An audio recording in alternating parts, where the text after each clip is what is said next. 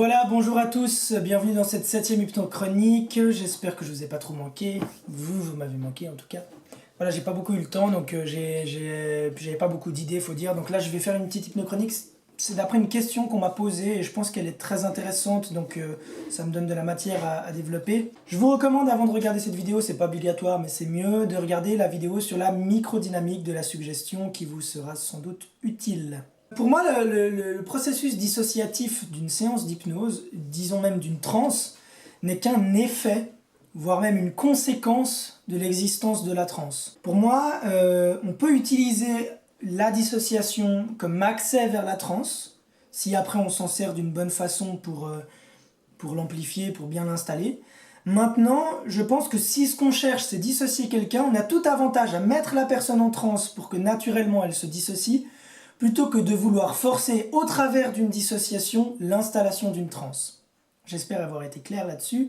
Je vais simplement expliquer un peu tout ça, mais voilà, déjà une petite chose à fixer. Deuxièmement, pour moi, le fait d'être dissocié, ça ne veut pas forcément dire être associé à quelque chose d'autre d'une manière fonctionnelle, entre guillemets. C'est-à-dire que là, je suis associé à ce que je suis en train de faire, donc je parle à une caméra, vous êtes derrière votre écran en train de me regarder, ou plutôt devant votre écran en train de me regarder, parce que derrière on voit pas grand-chose. Et puis, simplement, le truc c'est que je vois les choses d'une manière logique. J'ai un mode de fonctionnement, j'ai un feutre, je suis habillé, je sais que je suis dans une logique rationnelle, normale. Ok ? Et puis très souvent, quand on a envie de dissocier quelqu'un, on va demander à la personne de penser à un souvenir, de penser à une situation, on va l'associer, en faisant venir des détails, etc., de ce souvenir ou de cette situation-là. Mais on va rechercher à créer un mode de fonctionnement qui est logique. C'est-à-dire qu'on va dire à la personne, regardez les couleurs, imaginez si, faites ça, etc. Et puis on va essayer de lui permettre d'oublier un maximum de ce qui se passe ici et de se concentrer un maximum sur ce qui se passe là-bas pour que ça soit le plus réel possible, en espérant que ça va installer une transe. Alors c'est un peu hypnotique hein, comme procédé, mais c'est pas ça qui va installer une transe. Ça nous arrive à tous, à tout plein de moments de la journée, d'être perdus dans nos pensées. On pourrait appeler ça les transes communes du quotidien, comme le faisait Erickson. Mais il y a aussi des moments où on est juste en train de penser à quelque chose. Et puis on sait très bien qu'on est fonctionnel et puis qu'on est dans un état de conscience normal. Pour moi, l'idée, elle est simple. La personne qui m'a posé cette question, elle m'a dit oui, moi en fait, mon problème, c'est que quand j'associe quelqu'un à un endroit précis, même si la personne est bien associée, qu'elle voit tous les détails, que pour elle c'est réel et tout, ça arrive qu'elle sorte. Si tout à coup il se passe quelque chose, ou si tout à coup il y a un événement précis en dehors de la transe, la personne va sortir de cette association et va se réassocier à son corps. Pour moi, c'est une question de conscience de la dissociation. Alors à nouveau, là, je vais déterminer un peu ce que j'entends par là. Quand je suis dans un rêve, je suis pas conscient d'être associé à quelque chose d'autre. J'observe, mais il n'y a pas de conscience dans l'observation.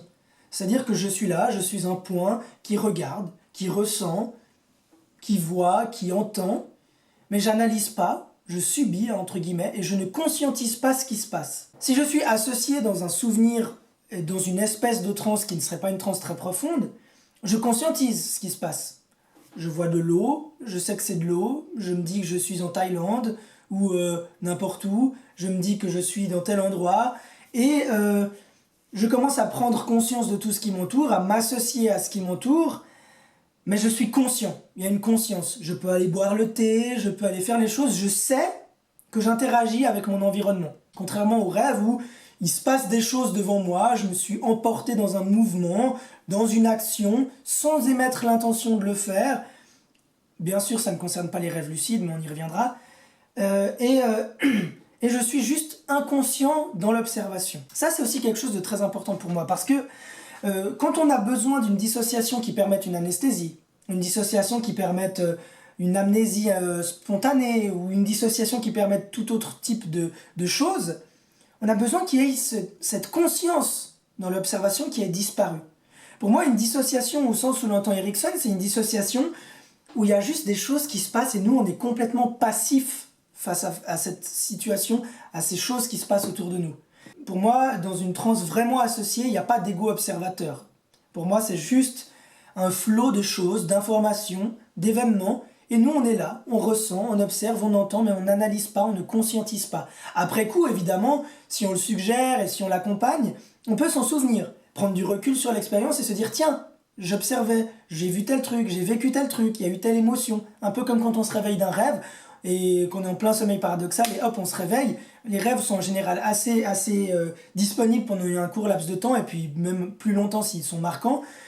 Eh ben, on va être capable de dire, ah ben, il s'est passé telle et telle chose, j'ai vu telle et telle chose, j'ai décidé telle et telle chose. On va s'identifier à ça. Pourtant, sur le moment, on n'avait aucune conscience d'être juste dans le flot d'informations. Pour moi, la clé, en fait, de la dissociation, ça va être de créer un processus déjà dissociatif, hein, ça va de soi, mais qui rend ça vraiment très passif. D'ailleurs, en petite parenthèse, ça fait longtemps maintenant que j'avais eu une discussion avec Antoine Garnier qui m'avait sensibilisé, disons, à ce point, donc je le remercie, sans quoi j'aurais pas ce point de vue aujourd'hui, et puis j'aurais pas pu expérimenter tout ça, parce que c'est vrai que c'est... Enfin, disons que je me serais pas intéressé de la même façon à cette histoire de passivité, on va y venir. Mais simplement, l'idée, ça va être que si vous rendez quelque chose de dissociatif en passivisant, c'est un mot très... je sais pas s'il existe, hein, mais un maximum la personne qui vit l'expérience, eh ben naturellement elle va se dissocier. C'est pas en forçant la main en lui disant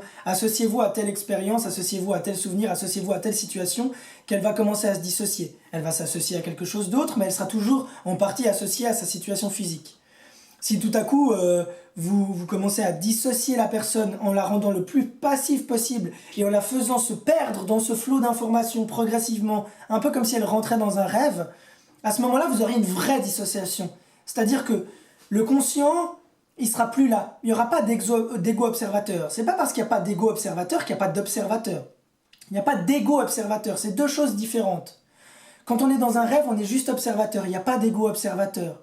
Quand on est dans une transe et qu'on est vraiment associé à une transe et qu'on est complètement dissocié de ce qui se passe ici, il n'y a pas d'ego observateur. Il y a juste un observateur.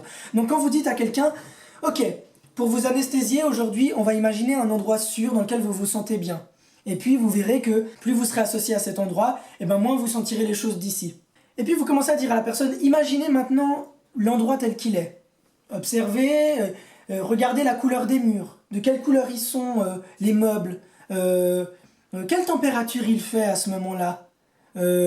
Commencez à ressentir et à imaginer la douceur de l'herbe sous vos pieds. Si vous continuez à utiliser la personne au centre de l'expérience, elle va commencer à se créer une nouvelle expérience. Et elle sera au centre de l'expérience, exactement comme vous lui suggérez. En ça, vous faites quelque chose de plutôt juste. Elle sera au centre d'une expérience que vous lui suggérez. Mais on ne veut pas qu'elle soit au centre d'une expérience. À mon avis, si on veut une vraie anesthésie ou un état dissociatif, il ne faut pas que la personne elle soit dans un cadre qui lui est imposé, ni balisé. Il faut qu'elle soit complètement libre. Et c'est par le fait de la rendre de plus en plus passive qu'on va lui donner cette liberté et qu'on va créer une dissociation, qui ne sera qu'une conséquence de l'installation de la transe. Disons, vous enlevez ego et vous gardez observateur. Et vous dites à quelqu'un, vous allez juste imaginer maintenant que vous allez trouver l'endroit qui vous convient le mieux.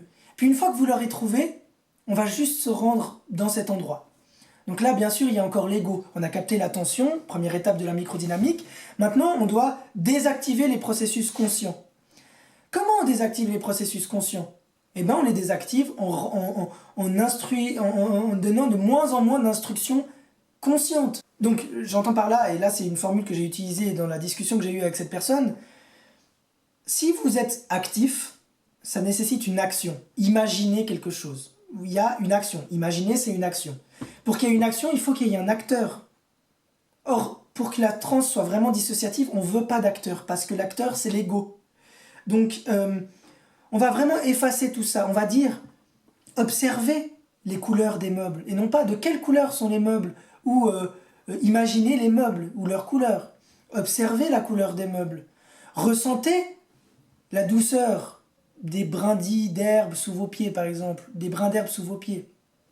On va juste permettre à l'information d'arriver à l'observateur, mais sans que l'ego ne l'analyse ou ne la décortique. Et alors on va commencer très simplement à observer, ressentir, toutes des choses qui sont proches du sensoriel, des choses qui sont dans le sens, c'est une information qui vient chez moi, c'est pas moi qui vais entraîner la création d'une information. Plus vous allez laisser de vide pour l'inconscient, plus l'inconscient va prendre de la place. C'est-à-dire que si je vous dis imaginez quelque chose, vous donnez une instruction, donc le processus qui est initié vis-à-vis de cette instruction imaginez quelque chose, il est interne à mon champ de conscience. Donc je suis au centre de l'expérience et j'imagine quelque chose. Si maintenant je suis au centre de l'expérience, mais que je n'imagine rien, que je ne dois rien faire, il n'y a pas moi, il y a juste l'observation. Il y a juste des choses qui se déroulent et moi je suis là, je les regarde, je les ressens, je les entends, mais je ne les imagine pas, je ne les comprends pas, je ne les conscientise pas. Tout ça pour dire que alors la personne qui m'a posé cette question, elle me parlait d'actif et de passif, et puis elle me parlait de dissociation active. Elle me disait, oui, mais alors moi, en fait, ce que je fais, c'est que je dissocie activement les personnes. Donc elle leur disait, par exemple, à un moment donné, ressentez comment votre main peut bouger toute seule. Comment vous n'avez rien besoin de faire pour que votre main se déplace.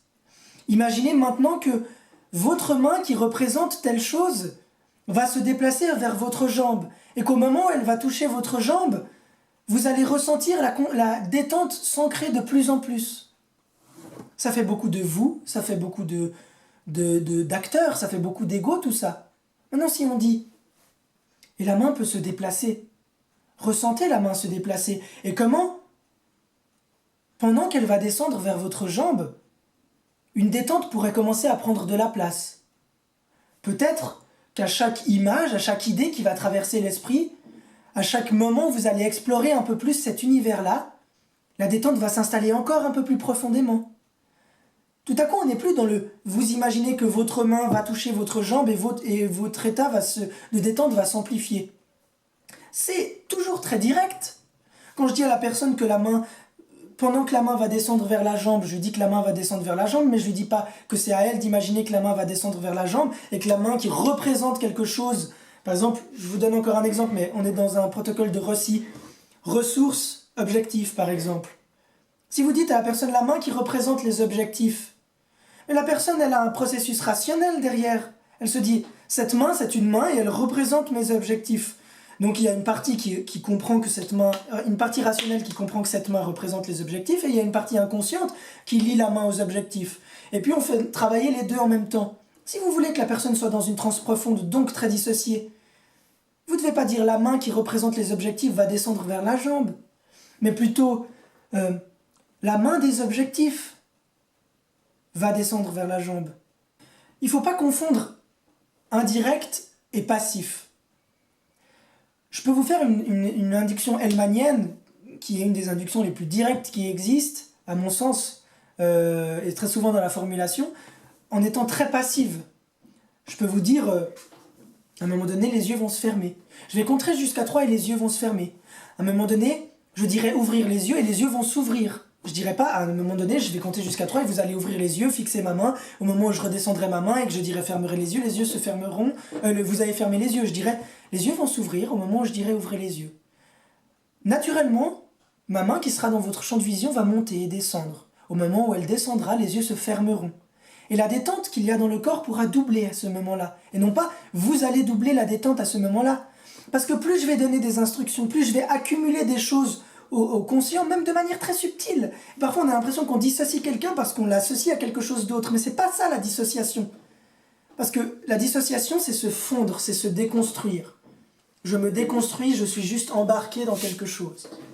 Je suis pas là à observer, à conscientiser. La dissociation, je peux être en Thaïlande maintenant dans ma tête, mais je serai dissocié d'ici, mais je serai toujours associé là-bas. Je suis associé à la Thaïlande, donc je suis dissocié d'ici, d'accord, mais je suis quand même associé. Donc, ce qui représente ma personne, mon identité, les fragments qui me composent, mes expériences, mon caractère, mon émotionnel, mes croyances, mes capacités, existent toujours là-bas. Et donc, je ne suis pas déconstruit, mon inconscient n'est pas tout à fait accessible et malléable, vu que mon identité est préservée et mon ego est encore présent en Thaïlande.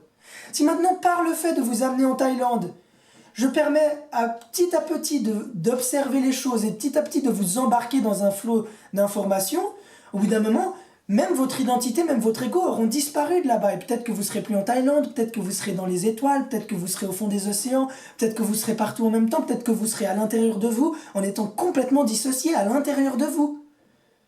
Vous pouvez être parfaitement dissocié et interpréter des informations sensorielles d'une manière parfaitement différente de ce que vous interpréteriez d'une façon consciente.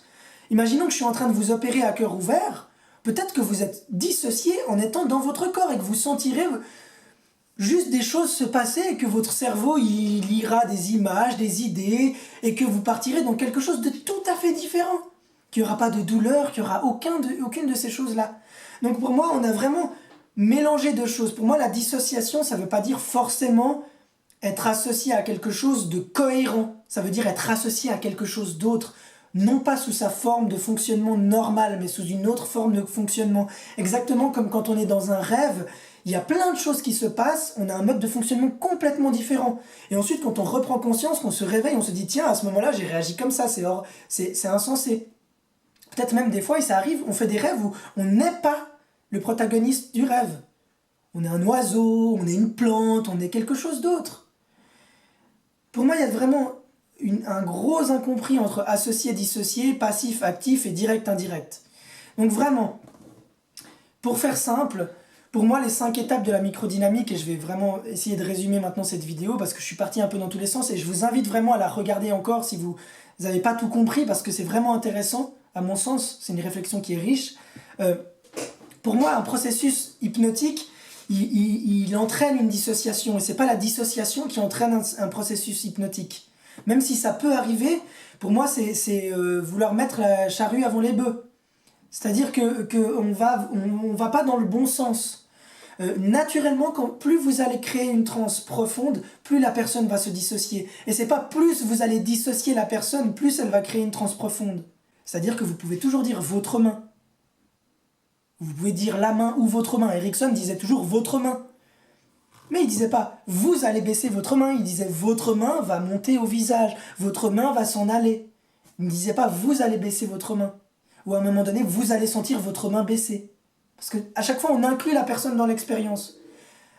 J'ai dit ça à quelqu'un l'autre fois, il m'a dit oui, mais Erickson, moi je dis toujours la main et pas votre main. Parce que si je dis votre main, ça associe. Puis je lui dis oui, mais Erickson disait toujours votre main. Est-ce que ça associait pour autant? Puis il me dit ah bon, il disait votre main, ah bon, je vais vérifier. Mais c'est pas parce qu'on dit votre main que l'ego est là. On sait très bien que c'est notre main, l'inconscient sait très bien que c'est notre main. Mais on va juste pas vous donner d'action à faire. La main va commencer à. Votre main va commencer à. Peu importe si vous dites la main ou votre main. Tant que vous ne demandez pas à l'ego d'interagir et d'être acteur, de passer à l'action, actif, acteur, action. On veut de la passivité. On veut que la personne soit effacée dans l'expérience. Si instinctivement maintenant vous prenez l'habitude de ne plus demander aux gens de faire quelque chose, mais d'observer comment des choses se font, vous allez réussir à les amener dans des transes vraiment beaucoup plus profondes, beaucoup plus complètes et beaucoup plus libres et offrant beaucoup plus de possibilités que des transes partielles dans lesquelles il y aura toujours une partie qui sera là à observer, qui dira en sortant de transe « Ah bah c'est marrant, j'ai entendu tout ce que vous m'avez dit, je me souviens de tout, mais je faisais pas vraiment les choses, mais en même temps j'étais là, puis j'entendais. » Idéalement, la personne devrait se réveiller pour moi et dire « Ah ben je me souviens plus de ce qui s'est passé. » Ou à un moment donné, j'ai complètement décroché. Pourtant, l'inconscient, vous aviez encore la capacité de mesurer qu'il était avec vous. Mais la personne, elle ne faisait plus rien. Elle était là, elle observait des processus se dérouler devant ses yeux. Je sais que c'est une vidéo qui est un peu longue, mais pour moi, c'est vraiment, vraiment très, très important comme chose. J'ai beau me répéter, je sais que je le répète beaucoup dans cette vidéo, mais c'est un point crucial pour moi. Donc, premièrement, la personne est dans un état de conscience normal, et vous me pardonnez pour cette chose immonde à dire, hein. Un état normal, on sait que ça n'existe pas vraiment, mais imaginons que la personne est dans un état normal, et en la rendant de moins en moins active, en lui soustrayant tous les actes conscients qu'elle fait de cet état, vous allez petit à petit le dénuder de toutes ces choses-là. Et plus elle va se rapprocher de son noyau, dans lequel il n'y a pas tous ces processus qui viennent, plus vous allez passer dans la deuxième étape, vous allez compléter plutôt la deuxième étape de la microdynamique, vous allez la décharger de ces processus conscients, en lui disant maintenant que les yeux vont se fermer, d'ici quelques instants ou dans une minute, ou vos yeux si vous voulez, des choses vont commencer à se passer. Et non pas vous allez commencer à imaginer des choses. Dénuder cette personne de tous ces processus conscients. Et c'est seulement quand vous l'aurez fait que vous pourrez passer au point 3 qui est l'émergence, la recherche de l'inconscient qui va aller se dire ah Maria, tout ça c'est libre, maintenant je peux aller remplir avec mes choses à moi. Tout ce qui n'existe plus maintenant c'est moi qui prends la relève. Et à ce moment-là, quand vous direz « observez la couleur du ciel », peut-être que la personne n'était pas du tout en train de voir le ciel. Et au moment où elle lèvera les yeux vers le ciel sera jaune. Vous ne lui direz pas « imaginez de quelle couleur est le ciel ». Parce qu'à chaque fois, vous allez reprendre un bout de Lego et lui dire « maintenant, tu vas participer à cette expérience ». Effacez l'ego. Il ne doit plus avoir d'ego. La conscience doit être un point au milieu d'un cinéma à 360 degrés et doit juste regarder ce qui se passe. Vous devez juste amener la personne à être spectatrice. Spectatrice. Non pas spectatrice dans son ego, juste spectatrice. Sans sa personne, sans ses références actuelles, sans son cadre du quotidien, sans ses références du quotidien, sans ses apprentissages, sans ses comportements du quotidien. Parce que tout ce que vous allez suggérer à l'inconscient après, toujours de manière passive, va se dérouler d'une manière qui aura beaucoup plus de place pour aller jouer sur toutes les ressources, sur tous les processus internes, sur tout ce que vous allez donner à la personne. Parce qu'il n'y aura plus l'ego. Donc, pour répondre à la question de la personne pour qui j'ai fait cette vidéo à la base, et en espérant qu'elle servira à plein d'autres gens, mais si vous voulez associer quelqu'un à une expérience et puis lui permettre de vivre une anesthésie naturelle, spontanée, même pas suggérée, vous ne devez pas l'associer ailleurs dans son ego, vous devez l'associer ailleurs dans son observation. Donc vous pouvez prendre le principe, vous pouvez imaginer ce concept de safe place, qui est un concept intéressant, mais si vous limitez l'inconscient à un endroit, lui il a tout sauf envie d'être bouclé, enfermé dans un endroit aussi safe soit-il. Il a envie de vivre plein de choses, de faire entrer plein de rêveries, d'images, de processus en ligne de compte. Donc utilisez la safe place comme un passage vers un état dissociatif sans l'ego. Associez cette personne peut-être avec son ego à une situation, parce que peut-être que depuis cette situation, vous aurez plus de facilité ensuite à la redissocier et à dissoudre sa conscience et ses références quotidiennes dans autre chose, dans des processus inconscients.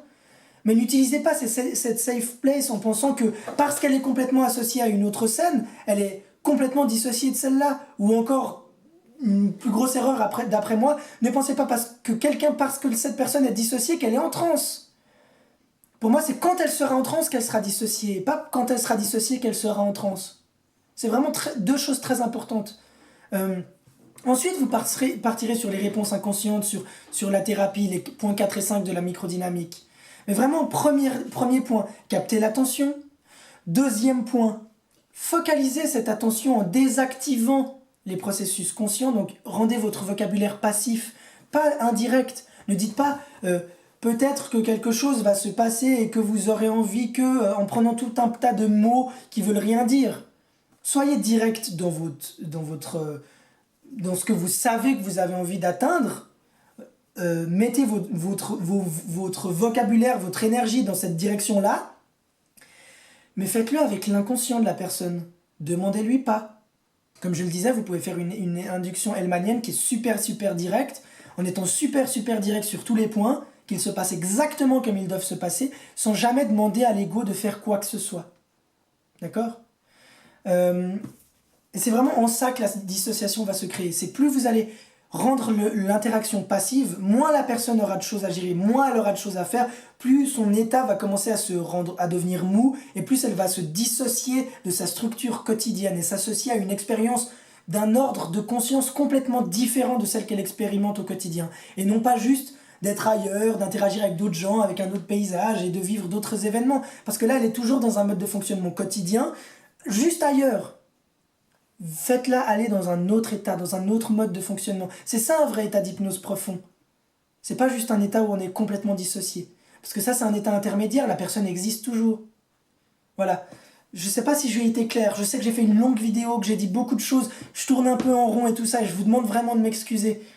Mais je vois beaucoup de gens qui galèrent avec ça, qui m'écrivent « Bonjour, j'ai une patiente résistante » et quand je lui dis « Imaginez ça, fermez les yeux, faites ci, faites ça », et ben elle le fait mais ça marche pas. Et puis elle ouvre les yeux au bout d'une demi-heure et elle me dit « J'ai l'impression que rien ne se passe ». Mais parce que vous lui demandez des choses, pas parce qu'elle sait pas les faire, parce que vous la gardez dans l'expérience. La personne qui s'asseye sur votre fauteuil au moment où vous commencez à discuter avec elle, il y a un moment donné où vous devez, une fois que vous avez capté son attention, que vous devez commencer à la faire disparaître, à réduire. Quand je disais dans le point 2 de la microdynamique, réduire le champ d'attention, ça ne veut pas dire juste se focaliser sur une partie des choses et éviter tout le reste. Ça veut dire disperser les choses, disperser tout ce qui correspond au champ d'attention, les faire se dissoudre dans le reste des fonctionnements, dans le reste des processus inconscients. Donc à un moment donné, vous devez ignorer la personne qui est là. En tout cas, en tant que conscient, en tant qu'ego. Vous devez parler à ses fonctionnements, vous devez parler à son inconscient, vous devez parler à sa créativité, vous devez parler à son imaginaire, vous devez parler à ses rêves, vous devez parler à ses principes, à ses symboles, à ses idées. On est là dans un pays de rêves. Mais ne vous concentrez pas sur l'induction d'une manière formelle en vous disant « c'est vous qui allez vous détendre, prenez une bonne inspiration, imaginez qu'à chaque inspiration vous vous détendez 2 fois plus ». Non. Dites à la personne « remarquez comment à chaque inspiration, une partie de vous peut se relâcher 2 fois plus ». Et non pas imaginez qu'à chaque inspiration vous allez vous détendre 2 fois plus. Rendez vos échanges passifs, effacez cette personne, prenez une gomme et effacez-la. Chaque mot qui implique son expérience, chaque mot qui implique qu'elle doit agir dans cette expérience, vous l'effacez de votre vocabulaire. Elle doit juste être là et observer quelque chose qui devient de plus en plus réel et concret autour d'elle. Jusqu'à ce moment où vous savez, un peu comme qu'on est sur le point de s'endormir, qu'on a des hallucinations hypnagogiques, au début on a des images, des sons, des choses un peu déconstruites mais qu'on ne comprend plus trop, c'est exactement notre ego qui est en train de se dissoudre dans une espèce d'inconscience. Et petit à petit, par cette déconstruction, on va aller vers le rêve. Si vous ne passez pas par ce petit sas de déconstruction de la conscience et de la personne, il y a toujours une partie d'elle qui sera présente. Et c'est cette partie-là qui sera l'ego observateur. Donc si vous voulez chasser l'ego observateur de vos séances, si vous en avez marre que des gens aient l'impression que ça n'a pas vraiment marché ou qu'ils étaient trop là, trop présents, ne vous adressez pas à eux. Rendez-les juste, mettez-les dans une chaise au théâtre et vous soyez le metteur en scène de ce qui se passe sur la scène. La personne, elle doit être dans le public et elle doit regarder votre construction, votre numéro, comment vous allez faire bouger les choses sur scène, les décors, les trucs, et elle doit se perdre dans ce qu'elle voit sur la scène. Et qu'à aucun moment, elles doivent se lever et puis dire « Eh oh, toi, le comédien qui joue Peter Pan, il faut pas que tu fasses ça maintenant, hein ?» Ou encore dire « Ah bah tiens, le décor, il est bleu, j'avais demandé qu'il soit jaune. » C'est pas son rôle, c'est vous le metteur en scène. Vous êtes juste en train de construire quelque chose pour elle. Cette personne doit se laisser absorber par ce qu'elle voit sur la scène et à aucun moment vous devez l'inclure dans le processus de création du numéro. À aucun moment. Parce que c'est par le fait de la rendre de moins en moins impliquée qu'elle va automatiquement se dissocier et rentrer dans une transe plus profonde. Voilà, j'espère vraiment que j'ai pas fait trop ennuyant et j'espère que j'aurai été clair. Si vous avez la moindre question, n'hésitez pas. Mais je vous présente ici mon modèle, ma façon d'imaginer les choses. Peut-être que vous n'êtes pas d'accord, je suis ouvert à toutes les critiques, n'hésitez pas vraiment, si vous n'êtes pas d'accord sur un point ou si vous avez quelque chose à dire, à le faire. Mais vraiment, je vous remercie pour votre attention, je vous remercie d'avoir regardé la vidéo jusque-là, et puis je vous dis à la prochaine.